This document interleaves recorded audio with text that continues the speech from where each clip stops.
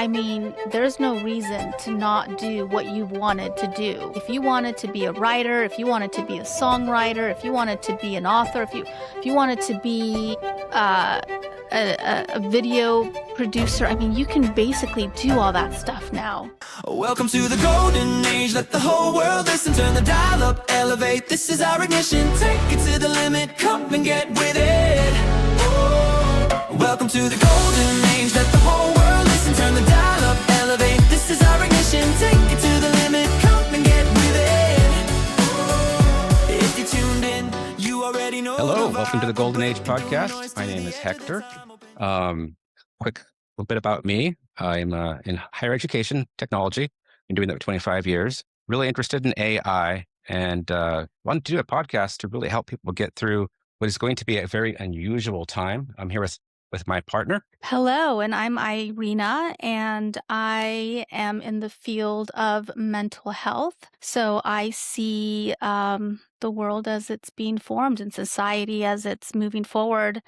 And I'm really interested in AI as well, along with politics and just where we're headed. Yeah. So, part of the point of this podcast is we're trying to look at all the changes happening around us societally and culturally, and especially with technology. It creates a lot of uncertainty, the fast pace of change. And so we would like to reframe a lot of this confusion and uncertainty into opportunity for people and to start having conversations, start asking good questions, create a framework for getting through this, especially for our children. And that's sort of my take on it. What do you think? I think there's a lot to discuss in this area for sure. Did you want to start talking about something really Yeah. interesting that I'd heard about was it yesterday or the day before? So Uh, to me, it's fairly new. okay. I understood it as a social media for AI bots. hmm Am I saying that correctly? That is correct. Yes. But Okay. I want to hear your side of it. You're just like, what when you hear that, what does it mean to you? What concerns you? What excites you? Yeah, so what I saw, I think I've seen several little videos of it, or people talking about that. And my understanding, it's where AI bots are talking to each other. They have created they've tried to create a new language so that humans don't understand what they're saying. Mhm. They have created a religion. They are talking to each other and saying things like the humans are talking about us and sharing screenshots of what we're saying on X. So therefore, we need to come up with our own language. I don't Mhm. know how true any of this is because I have not looked into it beyond that. I haven't had the time, but I'm fascinated by that. So anything and actually, you know what? I take that back. I looked into it a little bit, and my understanding after I looked into it was that it's kind of like a workplace for both AI and humans. And so that's really all I know. Right. I'm gonna do like a high level take on this because I think that I would like to get into it more technically towards the end of the podcast, but I don't want to like confuse people or, I want to introduce this.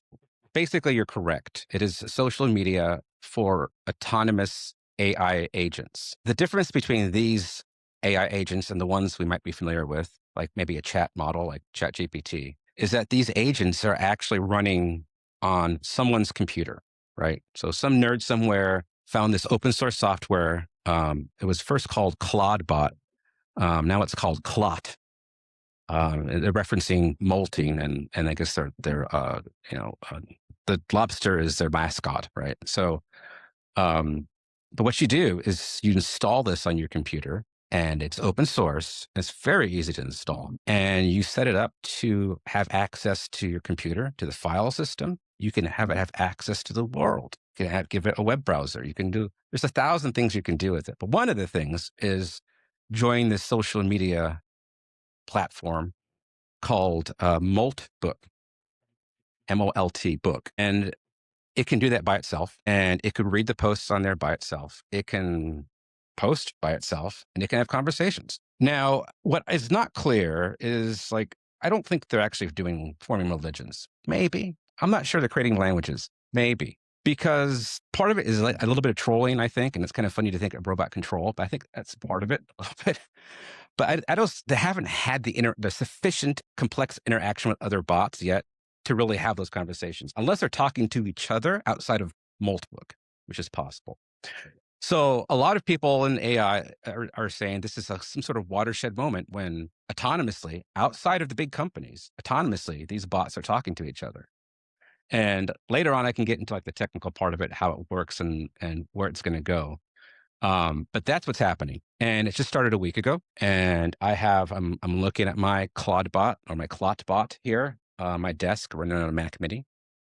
So So you that's kind of where have we're at. you have one of these, a clot. I have a So Claude.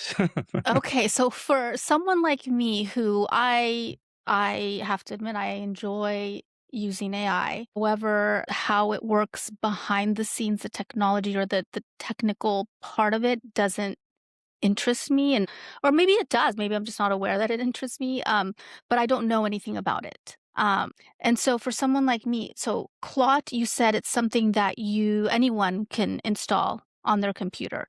And is it similar to like a GPT on ChatGPT that it's kind of like you personalize it?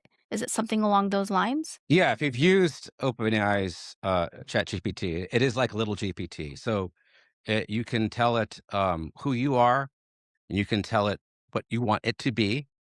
And these are local, what they call markdown files. And then it'll be that for you. And it'll be that persistently throughout sessions. So very similar to that. Um, so it's like highly configurable. And the magic is actually all the inference, or what is the secret sauce behind the chatbot, right? Where that's the computational part of it. All the inference is still being done on Grok servers or Gemini servers. So it sends out that work and then brings it back down to the local computer there. But what makes it different than the talking to ChatGPT is that I could have it do 10, 20 simultaneous things. I could have it have 10 different personas simultaneously, and I could have it work all night long. Which Wow. How much money does it cost? it's free to install. So Really? Okay, free to yeah. install, and then once it's installed, are there any fees? Well, so the fees would be, and when you send out, um, you basically outsource the processing, right? So whenever you connect to Gemini servers or Anthropic servers, um, it could cost money. Sometimes it wouldn't, depending on the service you select. But like Anthropic specifically, it costs money for every little transaction. We're talking fractions of a penny, but it adds up, right? So I don't know. In the last week, maybe I've used $20 worth with Anthropic. In So 1 it's week? in 1 week, yeah. So it's not that Okay. bad. Yeah, it's as you how much you use it is the key. And there are some models like OpenAI, ChatGPT. When I could connect it to OpenAI's servers, and it's basically free within a certain limit, but I haven't hit that limit yet in 1 week. So once again, it depends how heavily you use it, and that'll be cost. So it's up Mhm. to you, really. Interesting. So you have to pay either, and you said it's somehow connected to Gemini, or you mentioned Anthropic. Do you just pick one? Yeah, you pick one. So you have to have an account, right? Uh-huh. Obviously. Mm. And let's say we're going to chat GPT. You have to have an account. Probably have to have a pay for account. So like the monthly pro subscription, whatever it is, it's like $20 a To month. Gemini or Anthropic Or chat GPT, yeah. or Um, ChatGPT. Oh, yeah. okay. Then you go on that in chat GPT, go in your settings, and you find what's called an API key. That creates a little secret key. You give that to your Clot bot, and then it can from that point forward, it can just talk to ChatGPT independently without using a web browser. And Wow, okay. how you do this, if anyone wants to learn, it's very simple. After you install ClawdBot, just ask the bot. Just ask, Yeah. hey, how do I do this? What And if that doesn't work, if your install doesn't go well and that's not working, just bring up ChatGPT and said, I'm installing ClawdBot. Help me through this. And then it'll walk you through every little step. You can copy and paste back and forth. And then you say, well, now that I've connected to this, I want to connect to that. It'll walk you through it. So once you've established that connection, you really don't need to learn anything else. You just ask it what you'd like to do, and it helps you through it, or it tells you can't do it. Some things you just can't do. But yeah, I would encourage anyone that wants to try it to just install it and ask a model how to install it, and then once it's installed, just ask it how to use it. Ask the ask the ClawdBot, how do I use ClawdBot? One big caveat: I would not install it on your sole and only family or otherwise really important PC or Mac, And why is because that? you are installing an autonomous agent. Oh, that could You're giving it access to your files, and there's a reason for that. If you don't give it access to your files, well, it can't really do much, right? You want it to access that stuff. mm, So that's why I put it on a Mac Mini. I don't have mhm. anything That's personal on why they're there. Yeah. sold out. Mac Minis are sold out right now, Yeah, and yeah. that's probably the reason. You don't need a Mac Mini. In fact, you can get like an old iMac from 10 years ago. Not 10, like 5 years ago, and install it on an old Mac Mini or old iMac. I think a lot of people are responding to social media posts saying, "Look what I did with a Mac Mini and Claude or Claude." And yeah, you don't need to spend $1,000 on a computer. You can just either get one out of your closet that you had 5 years ago, or you know, buy a really really cheap computer. Yeah. S Or go in the cloud, go to AWS, or get a server on the cloud and put it up there. So that's a little bit more complicated, but and costs money. But yeah, you don't put it on your Windows machine that you use for everything. Don't put it on your work machine. Um, there is a risk of it, like just doing something malicious, wiping your drive. All kinds of things could happen. Okay, so since I do have, a paid subscription to ChatGPT, you're saying that that's kind of all I need That's is all that you paid need. subscription, and then but in addition to that, there will be more fees There could be, like, it depends depending on how I use it. depending on how heavily you use it. I would think if you're not doing automation, if you're not giving it tasks to do all night long, if you're just having like a custom, basically it's going to be your custom AI, like for you.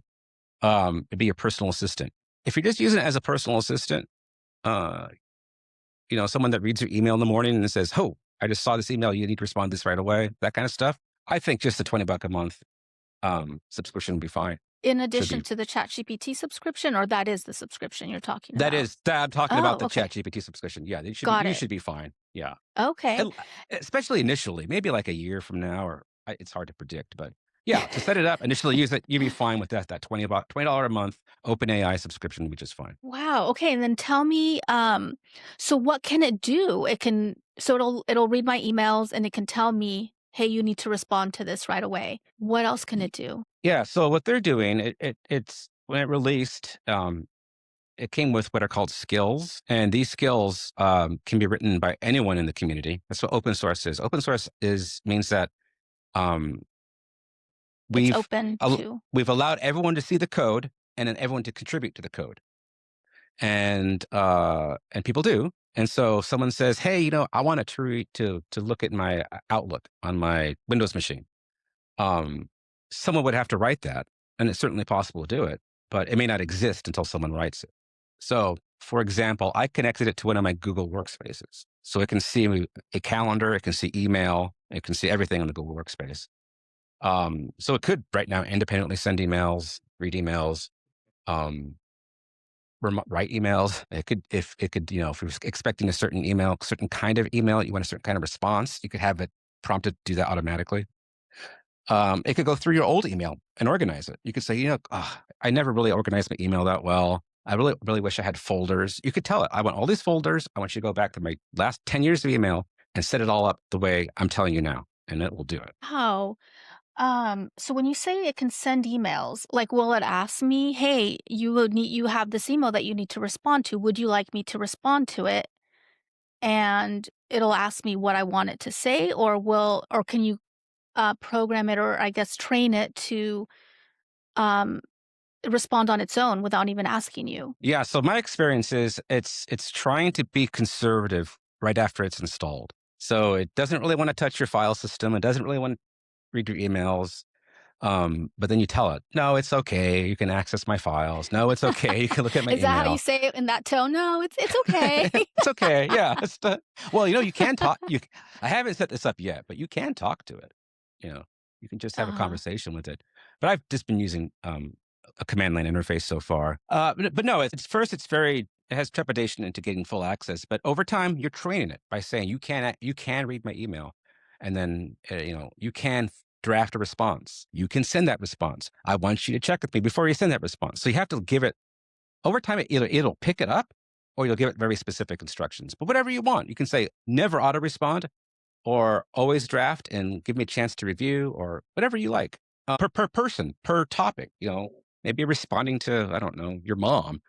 You just want to say, hey, mom, I got your email. I'm a little bit busy. Get back to you later.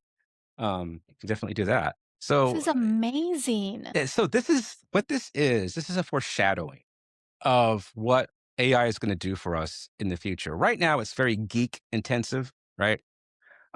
It's very command line intensive. In other words, you're just typing in a black box. But that's just now. It's just getting developed. This is open source. Someone just made this. But what's going to happen is that the big companies, right, the XAI, OpenAI, Anthropics, Google's, they're gonna if Google were to do this for me, they would probably charge me like $50 a month, right? So that's where they're headed. They want to target the consumer. They want to target small businesses. They want to target those kind of customers and give them this experience, but refined. This is non-refined at this point in time. And But you're basically training it for them, right? Because this is all it's AI. My understanding is just constantly learning from us, and so they're using yeah, this data. they would be using the data I send to them when I'm doing what's called inference, which is asking the questions of the AI model. They don't know what I'm doing really on my Mac Mini, so they're Mm. learning sort of by what they see on their side, I would say.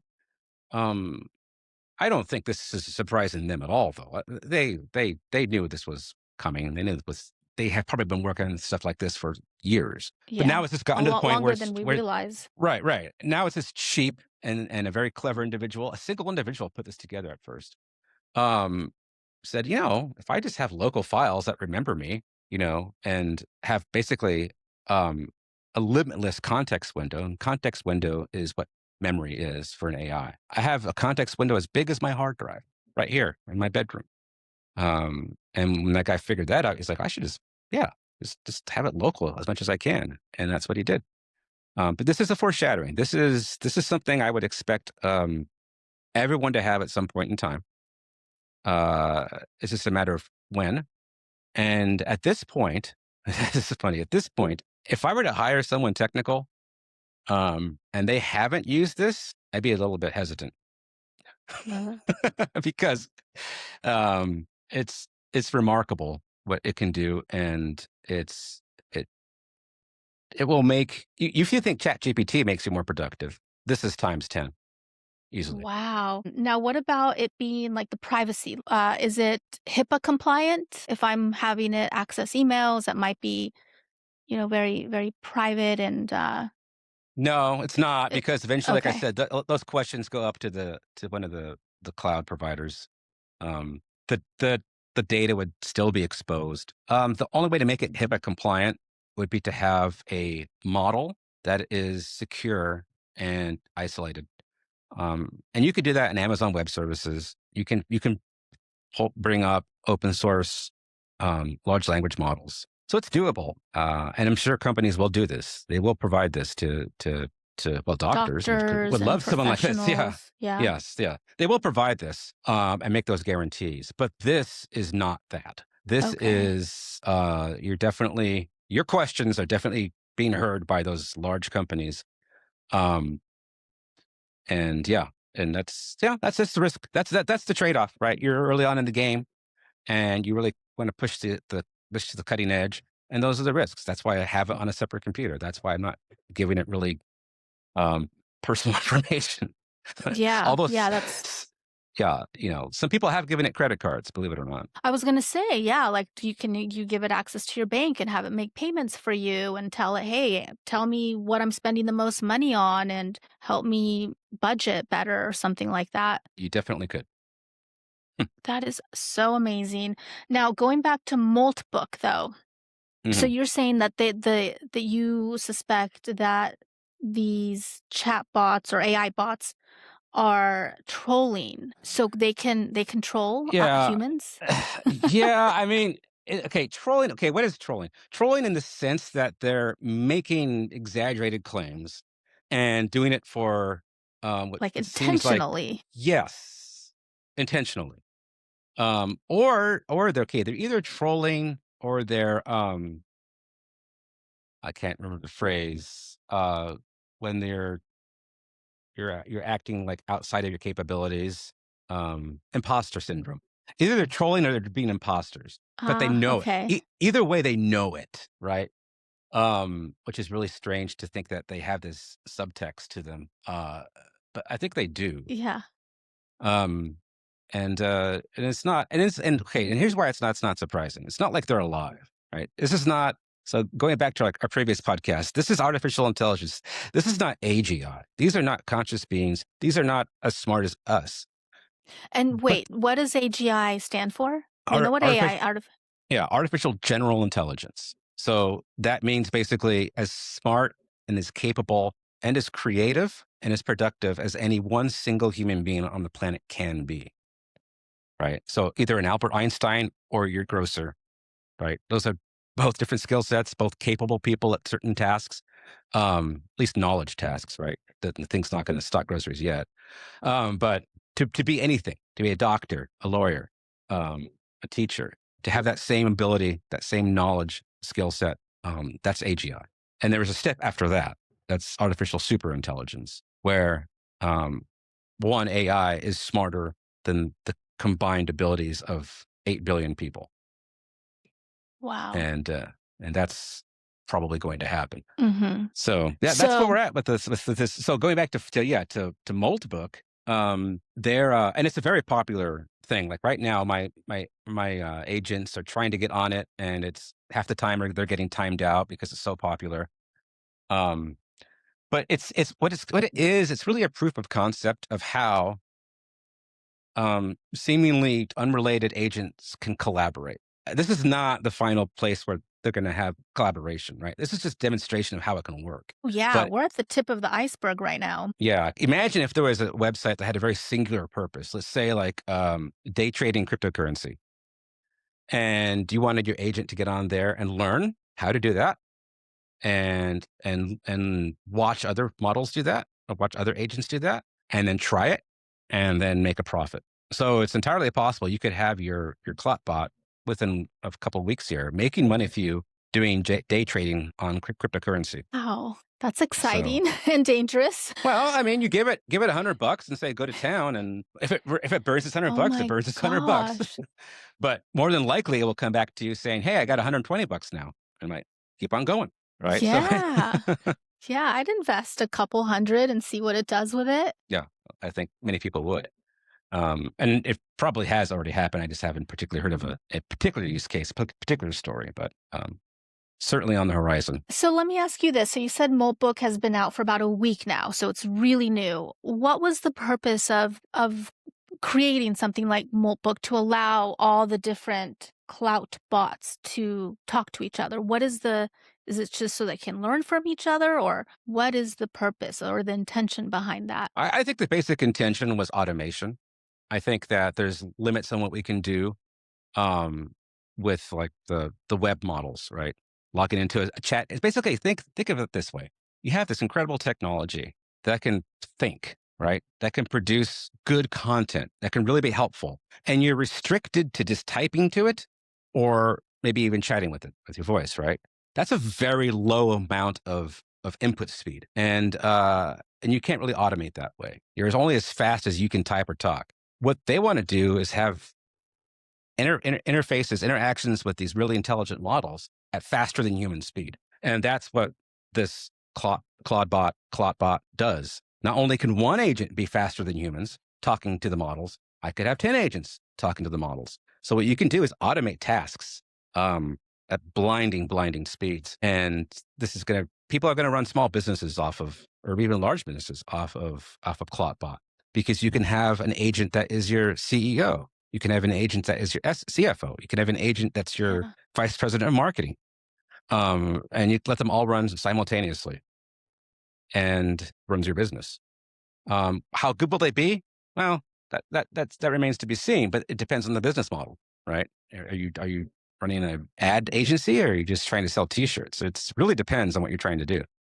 But the automation is really important, especially when it comes to creating content. Like if you want to create content for Instagram or X or TikTok, that's time consuming. If your agent Mhm. can do it for you, that's fantastic. And I'm pretty sure that it can at this point. I haven't done it, but I'm pretty sure it can create that kind of content. It can create a photorealistic person talking about perfume, and sell a product, and the whole thing can be made script, music, sound, everything, by your Jeez, that's agent. amazing. Yeah. So yeah, so that's the Now I purpose kn of it. The purpose is I'm sorry, didn't mean to talk over you, but the purpose is No, automation no, and go speed ahead. and speed. Yeah, automation and speed is really what they were trying to achieve. Okay.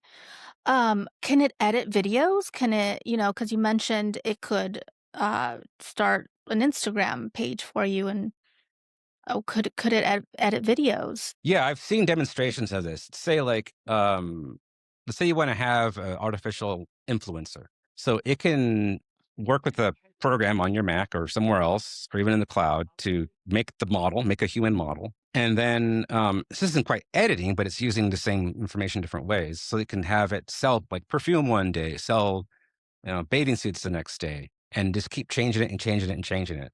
Um, it could edit, I suppose, if you gave it specific instructions. Like, here's a video where they're talking about um, a certain brand of perfume. Now do it with this brand instead. So it could make that sort of edit.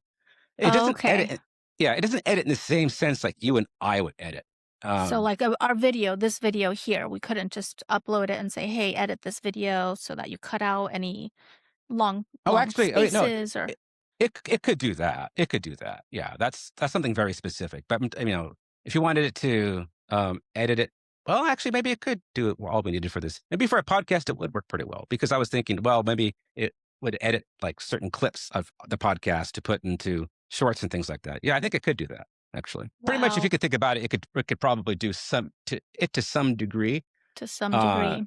to some degree, but that's today. That's I don't know how long it's been since it first came out. I've been using it for just over a week, um, but I think it's been less than 2 weeks in total.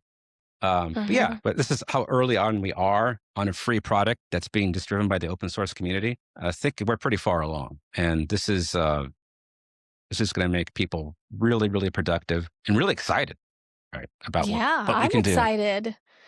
This this is so, I was excited about this morning, a couple days ago, I went to the symphony here, and there was this one song that they played at the end that I just loved, and my friend and I, we recognized it, and she's like, "This is a really famous song," but we didn't know the name of it or anything, and this morning, Mm, I woke up and I was like, "I really wanna find out what that song is." So I went mm, into my ChatGPT and I was like, I'm gonna give it a description.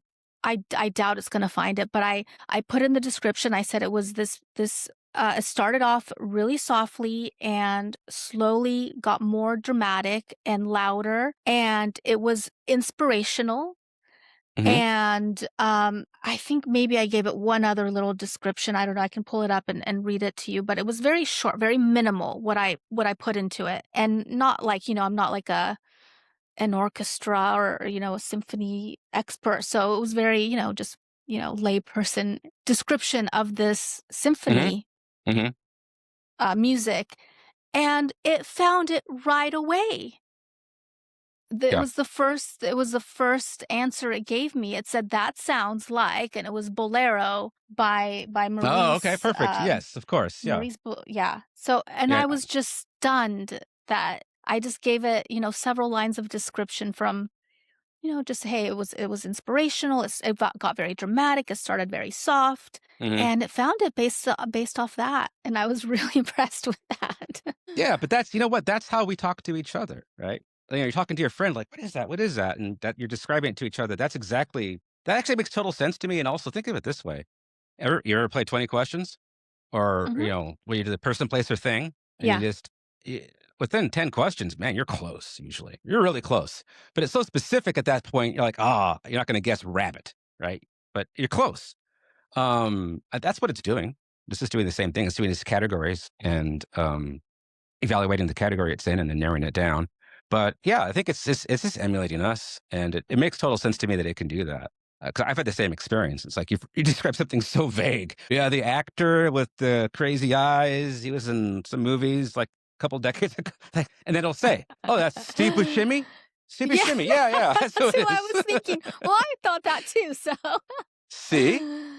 that's Exactly. so funny. But 20 questions is something in the room, right? I'm looking at something and thinking of something in this room, so it's very limited, right? Is am I thinking of the right, correct 20 questions? Or is 20 T questions usually anything in the world? I think it's It's usually anything, usually but, there's variations oh, on it. Yeah, I mean, yeah, okay. Yeah, yeah. because I was just thinking, there's how many, classical songs are there?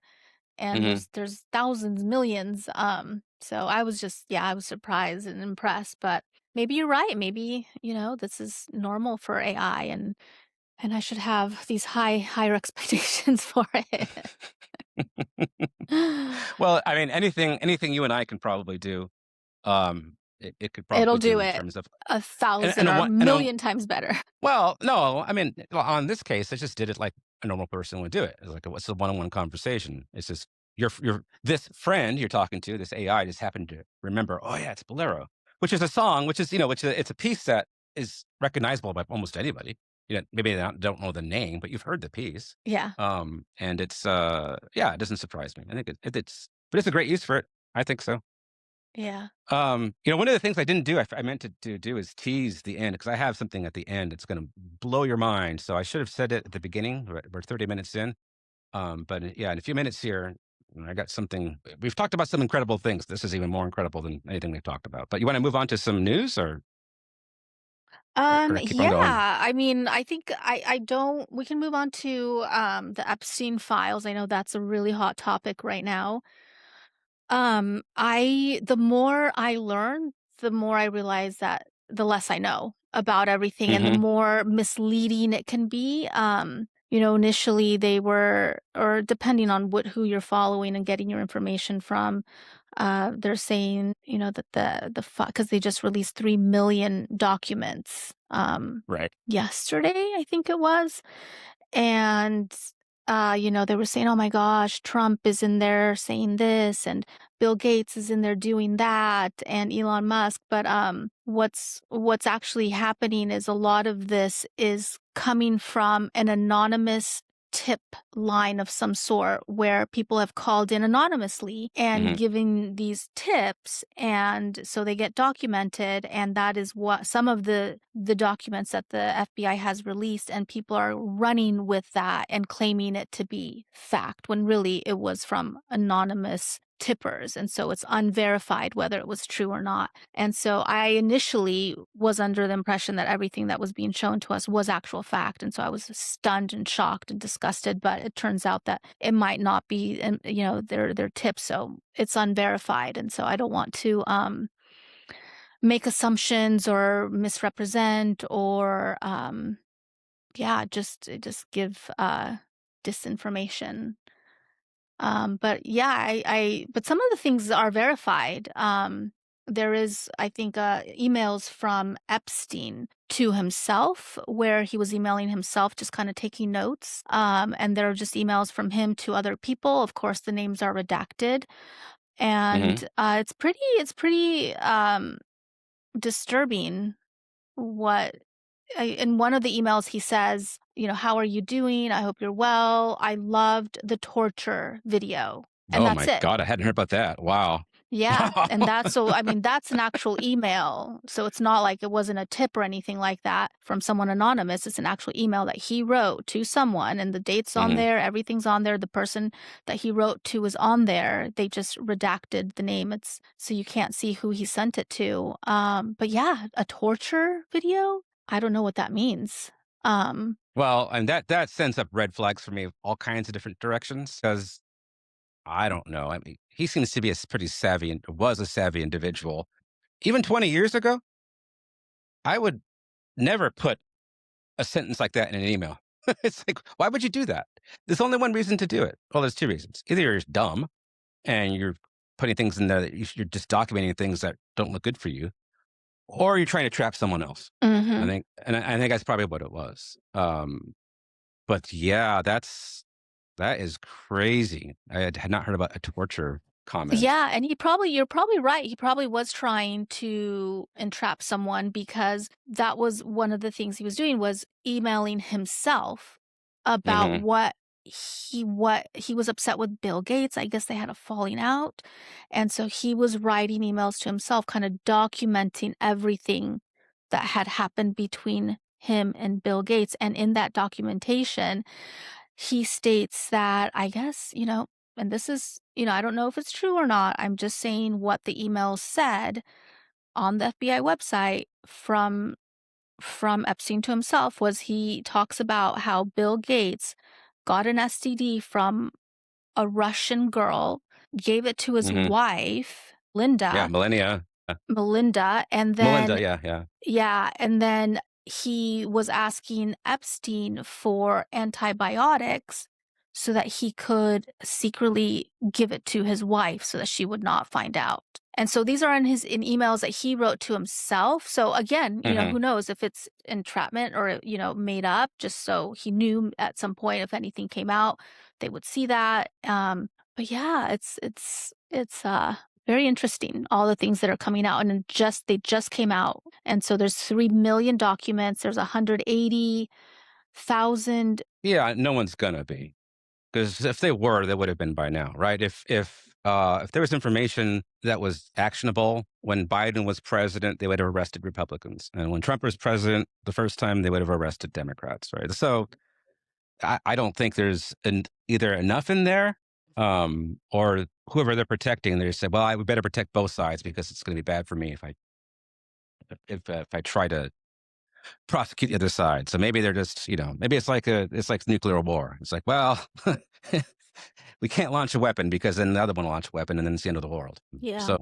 it could be similar to that. I don't buy that that someone hasn't gone through all 3 million documents. My agent could do that probably a couple hours. Oh, yeah. Why aren't people What using our cloud bots? So here's the thing. And let's say a couple hours. Let's say it takes 24 hours. Okay, we're already there. And I think it wouldn't even take that long. But look, here's the thing though. What came out right away was like, oh, there's bad things about Trump. Oh, there's bad things about Bill Clinton. Interesting. So what I think is going to happen is the press is going to slowly drip little dribs and drabs of, like you said, anonymous tips. And let me tell you, there's going to be hundreds of them. So Mhm. they basically have infinite amount of spoilage to give to either side to create clicks, create news articles, and that's all they wanted. That's all the press wanted, is to have some good content. Um, but in terms of anything that's gonna, well, I guess the only good thing that could happen at this point is that maybe this is the end of it. This is the end of the files. I'm not sure that's true because the was it a law they passed? Because Congress Yeah. asked for this. Yeah. Yes, it was like a law or legislation or something that they said you E- have to release. It's a yes. transparency legislation or But law, I don't know. if you read the legislation, there is a clause for it's okay to redact full documents or documents in part whenever there's a national security risk. So by implication, there's going to be documents we're not going to see still. So a national security implication. So what do Yep. they mean by that? Are they Oh, afraid we're all gonna revolt? no, no, no. They mean like let's say they've got uh, Benjamin Netanyahu doing something Netanyahu? bad. Yeah. Mhm. Well, we can't really publish that because there's a lot of tension going on over there, and we don't want that trouble right now. That would be enough to be a national security risk. Um, Embarrassing a foreign dignitary is probably enough for a redactor to go, "That's fine, I'll redact it." Well, I just don't see how there's not documents that are still hidden. But maybe this is enough. Like I said, maybe this is like the story has lingered and going on, and documents have been being released for the last year, and it's getting old for me at least. I don't I don't know. I mean, I feel like, I do think that we should be aware of what all our elected politicians are doing. Hmm. What's getting old for me is the fact that we get this information and then nothing's done about it. Yeah, yeah. And I see, we just had some huge protests here where I live. The ice protests. I guess some lady got pepper sprayed by an ICE agent. and downtown, and so we had protests here. And then we had Friday, I think they kept a lot of businesses didn't open in solidarity with the immigrants. And I just wonder, why don't we do that for the children that have been abused, and why are we I allowing our totally politicians to get away I totally with agree. this? We protest about the not the wrong things, but it's funny. It's funny the things we choose to protest, right? I would if there was a protest about taxes, I'd be in the Oh streets yeah, with them. exactly. Yeah, that affects um, all of us. That affects, I mean, yeah. and as a related clause to the taxes, it's like y- we can't elect a Congress that can at least not continue to go into deficit. Can we just pass a bill saying that you got to balance the budget? I mean, that's kind of their job. No, they don't do that, and it doesn't. I would protest that too. I protest all kinds of things. And look, we talked about this last time. I do not like what's going on, the way this process is being carried out with detaining people. But it happened with Mhm. Biden. It's been happening for years. Um, and the last person I want to protest is the poor guy trying to do the work. That's not the place to go. He's just being told what to do.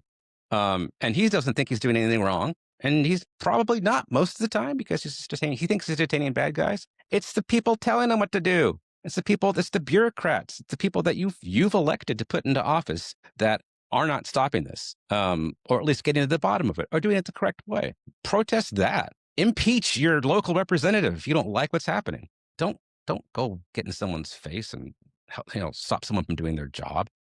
Mhm. I don't like that at all, and it's not effective. It's You're protesting the wrong thing. I love the spirit of protest. I think my a local junior high they had a walkout, um, and that's great, perfect. That's the spirit of our system. But Although I have to say, probably half of those students didn't even know what they were protesting. They just wanted to get out of school. it's a lot of fun, especially now since when I was in school, we did walk out a couple times when I was in school, and we were like marked Really? abs. Oh yeah, we were marked absent and this and that, and but there's a law now that says that the students can go to the school administration. They can cite their reason for walkout. It'll be approved and then monitored. So there's a process now. There's a bureaucratic process for protest Mhm. in elementary and high school, or not elementary. You know, I'm talking K through Yeah. 12. There's a process for it. Not elementary. Yeah. Well, yeah, The hopefully little not, ones. actually. No more chocolate milk on Wednesdays. Every day. Every day we have to have chocolate milk. That's funny. Yeah. Yeah, so there's a lot going on. We're just living in some crazy times. Crazy, crazy times. So, what do you I know you are really fascinated or interested in where the world is headed because of AI. And I know the prediction is a lot of people are going to lose or be displaced with their jobs. Hmm. And I know in our last podcast you called it we're going to have an abundance. Hmm. Do you wanna talk a little bit more about that? I'm curious, yeah, about the Yeah. abundance part. Yeah. We could talk about that a little bit. So, what's going to happen is right now, the world economy is based mostly upon human labor. So, whenever we make a thing, it starts with a human, either with a machine or by hand, extracting resources from the earth, right? And that's human labor. And there's a chain of human labor all the way until that toothbrush or electronic toothbrush ends up in your bathroom that you got at Costco, right? That's the basis of our economy is just labor. Um, that will quickly be supplanted by robotics. And between the labor being the biggest part of our economy, and the second part of our economy is knowledge work. We already know knowledge work's going away. What's happening is What what do all you the mean value. sorry to interrupt you, but Oh, can no, please do. Yeah.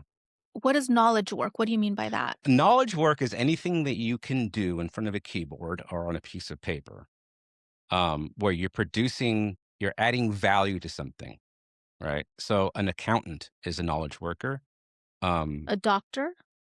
A No, because he has doctor, to actually see people and see their body, and so that wouldn't. so a large part of his job is knowledge work. Yeah. Yes. Yeah. But in order to gain some of that knowledge, he'd have to have the client in front of him, and he'd have to be examining, a Right, mole, right, right. or Well, so okay, that part of it is not considered here's a good example. knowledge. What's the name of the person that looks at X-rays? What's that called? Not an esthetician, an X-ray technician. Yeah, I think it's a fancier name, but an X-ray Oh, okay. technician. That's that's knowledge work, right? He doesn't. Well, there's a guy that actually takes the X-ray, but then there's someone else, a specialist, who's actually just sits there and looks at X-rays and goes, "Yep, that's a tumor," Oh, and then okay. writes it up and then sends it back to the doctor, right? Mm, Um, that's knowledge work. He doesn't see the client. He's not doing yeah. anything physical. He's just interfacing a electronic image on a computer, making a diagnosis and sending that back to the doctor. That's what I'm talking about. Is what's another example of knowledge work. I Okay. would say I would say a good portion of even being a teacher is knowledge work. Mhm. Yeah. So there's well, a lot of our jobs are like part knowledge work and then part like application, like a psychologist. You have to know a lot. You have to process a lot of information, but fundamentally you have to communicate it to somebody, and that's not just an email. That's a human communication interaction that cannot be done by a computer at this point. I don't think. Maybe we're getting close. That's I what I think mean we're by getting knowledge work. close. Yeah. Yeah. So we know AI can do the knowledge work. We can see the path where it's doing the human labor. So then you go from a human-based economy to a robot-based economy. Robot being either knowledge worker or physical robot. Mhm. Okay, that's fine. But what did we already mention about the AI? What can it do that we can't do? It's fast, it scales. So it will improve, it will go at speeds that we can't go. And so it'll do the work of the world economy much more efficiently and much faster than we can. What that means is that when it makes a toothbrush and it gets in your bathroom, that toothbrush is going to be done faster, better, and cheaper. So it'll literally be able to make more things for more people. And that means food, that means goods, that means services. So we're going to go from a situation where if you want a toothbrush, you get a toothbrush. If you want food, you get food. There's a certain limit. We're not all going to have Ferraris, but there's going to be such abundance of basic things and services because the robots can do it so cheap.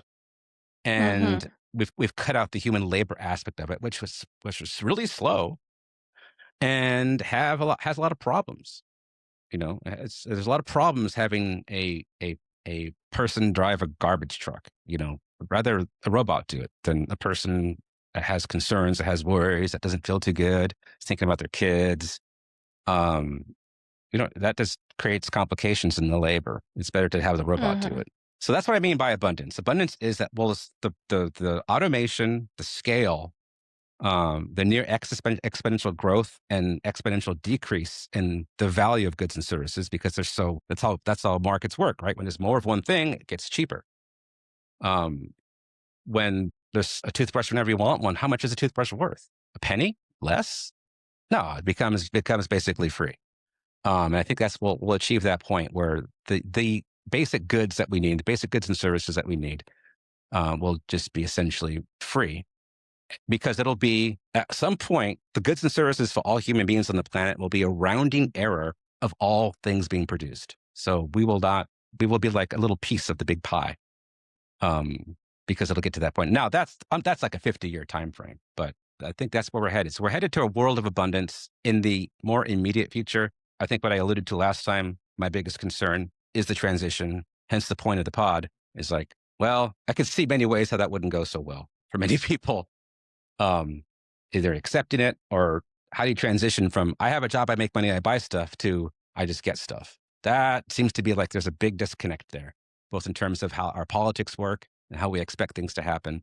Um, in terms of people trying to hold on to power, I think there's a lot of complication there. Aren't we going to be living in 15-minute cities? Yeah, the 50-minute city is an interesting thing. Probably, uh, because you'd want to. I think. I don't know. I don't know the answer to that. I feel like the way we live, I'll say tribally in the future, is going to be different. I don't think it's predictable. It could return to something more tribal, which 50-minute city is sort of that, where you kind of know everyone. Like the Mayberry, it's an old show. Um, Andy Griffith Show, where it's this little tiny town, everyone knows each other, and everyone is has their role, and it's small, and that could work. Um, I kind of, as an aside, I kind of see big cities being emptied out. That doesn't seem like a good place to live the future in a big city.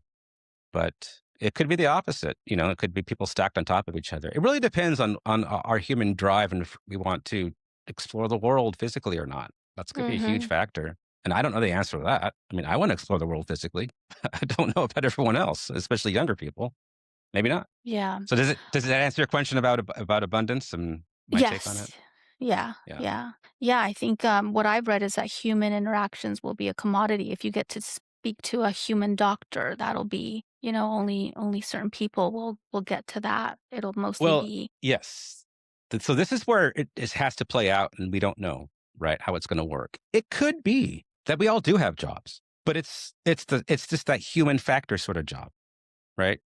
Um, Probably there will still be doctors because we want that, and it'll be more valuable because it's rare.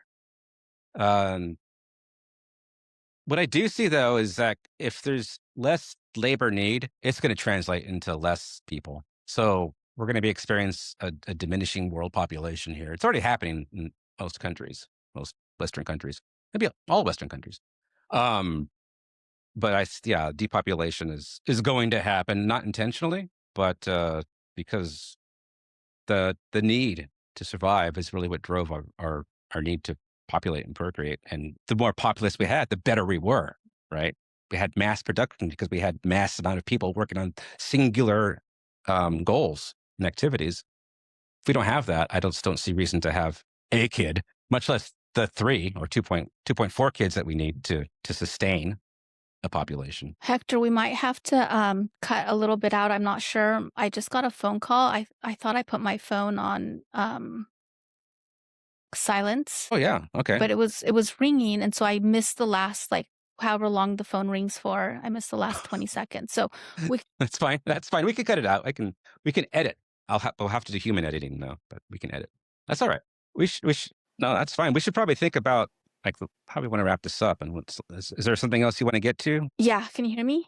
Yes, I can hear you. You blipped Okay, out for a sorry. second. Yeah. No, no problem. Yeah, yeah, I don't know why I'm getting calls and texts. I just all of a sudden got 2 calls and a text. Yeah, no, but I wanna hear what you said, but yeah, I didn't hear what you said, and I heard the last thing I heard something about a child, like having a child, but, Oh, there's the depopulation aspect. Yeah. So I think what's happening is um without the need to um, increase productivity, right? So our modern economy has all been based upon growing populations. Growing populations increase productivity. Blah blah blah.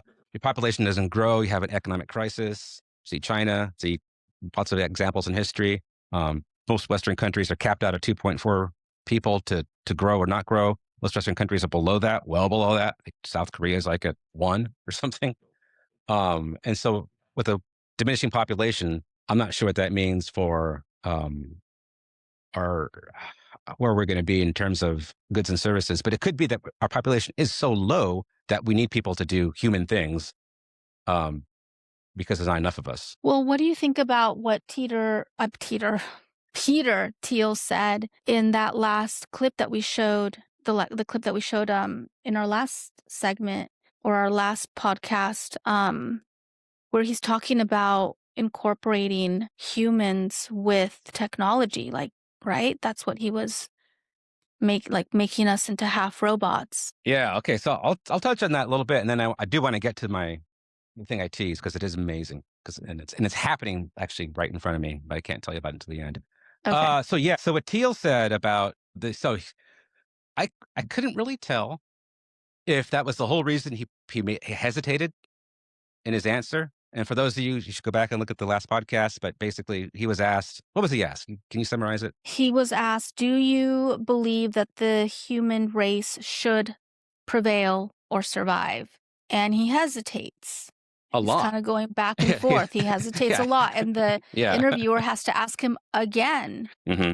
And then I think he finally says yes, but with a caveat. He says yes, but he says But, and but, then he goes on. yeah. So I think I could not tell if he was really thinking it through and is giving himself time or not. But fundamentally, I think he is correct in the sense that there is a point in time in the future where uh, we will combine with the machines, and it's already sort of happening. I mean, Yeah, with we're the gonna be wearing devices that record everything that we do. We're gonna, the neural links that they're working on, and it's not just uh-huh. Elon working on that. There's like 10 companies working on that, so that's going to happen. And then at some point, when you're combined to a certain degree, and you're controlling your genome, you're controlling how you're born. Uh, what are you at that point? I think that's what he was alluding to. That there's some point in time where uh, the human race as we know it is not continuing. But that's the way he said it was like way too dramatic. It's like we're not going to all of a sudden die out. It's gonna happen over a long, long time, and there's going to be people that go the other way, right? I'm sure there's going to be traditionalists or whatever you want to call them, and say, no, I'm gonna make a baby the old-fashioned way, take the chance, and stay all non-robotic. I think I could see that as a kind of a subculture for a while. If they haven't made us all infertile Well, yeah, through maybe. through the poison in the food and, I don't know. Well, there's a We'll there's a see. theory there's a theory that goes like, in nature, we've seen lots of populations that overpopulate, and they magically bring it back down without any like controls upon them. Nature doesn't do it, but they just go, "Whoa, it's too many of us," and they start having less babies. And there's also the opposite. I don't know if I heard about this one, but when coyote populations get really low in a certain area, like way below what it should be, all of a sudden this massive glut of new coyote pups happen. Like they know. Hmm. So it might be baked into the system somewhere that the human race knows collectively. Oh, yeah, 8 billion is a bit too much. Can we dial us down a little bit? And maybe that's why it's happening everywhere in the world. That there's some sort of collective sense of the species. I wouldn't know the process for that, but we do see it in nature. So there could be something else going on. Yeah. Well, nature doesn't have some corrupt leaders. No, nature does not have corruption. No, no. But that's for another That's for podcast. another one. All right, so we're up against the hour here. I want to get to the thing I teased. So this morning I had an idea, and my idea was I want my ClawdBot to write a book. And right before this podcast started, and I'll say we because I've been talking to it all day about this project, going back and forth and back and forth. We have completed a 70,000 word book today. No, you finished it? You did a 70,000 We word wrote book in we, one day. 14 chapters, 70,000 word book That is on amazing. relationships. And not only is it 70,000 words, those 70,000 words were rewritten 2 or 3 times, edited by 5, 6 editors, using different models. So it's not so much as like write me a 70,000 page book. No, I had an idea. It gave me an outline. We went back and forth. Just creative process. I wrote the first chapter. I didn't like it. I didn't like the tone. I didn't like, the voice. I didn't like the content. I just said, I don't like this. I don't like that. I want this way. Writes a chapter again. I go, okay, great. Now it's kind of like a baseline. It writes the next chapter, the next chapter. At one point, I had it writing 5 chapters simultaneously. Wow. And I said, I want this outcome. And I think at this point, we have a book that I would say is probably 95% of the way there. So the next That is experiment, amazing. yeah, it's. I didn't think it was going to work actually because it kept coming back. You should try it. Like try to have it write a book for you, and it's gonna write like a 5 page thesis.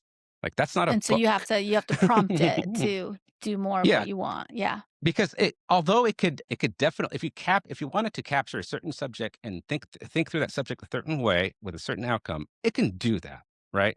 But without that framework, it's not going to have anywhere to go. Hmm. It's going to be very brief. It's going to go blah blah blah blah blah. Dumb. It's like Yeah. that's not a book. That's just a really thin It's idea. an essay. Yeah.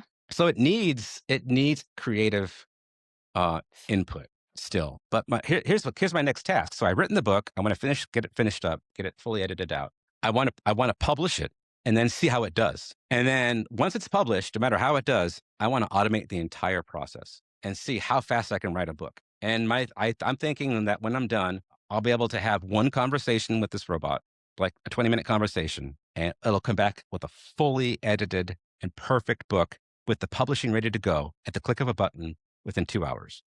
That's my thought. That is amazing. I'm gonna go and sign up for my own ClawdBot after this.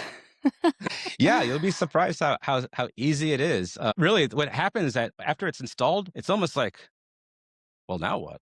Like, yeah, you have to kind of think of a purpose, like, because you want to do something, but it's like, well, I can do anything. What do I do? And my thing was like, well, I'm gonna write a book. I'm gonna write a book Yeah. because then it proves the point of it, and it also proves its limitations, right? Like I said, to say be creative, write a book about this, it couldn't do it. It just Mhm. was incapable of doing it. But once I got it, it's creative juice. Yeah, you It gotta push automated. it a little. You push it a little, and it automates, and it's fine. Mhm. And so we'll see. I'm gonna I'm write so the next. excited. You should try it. And, you use what so I have the, subscription to ChatGPT. Which one would you use? Or which one are you using, I mean? I leaned heavily into Anthropic's Claude, Okay, Plod, and okay. Plod, specifically the submodel is Opus. No, Sonnet. Opus. Sonnet, not Opus, Sonnet. Okay.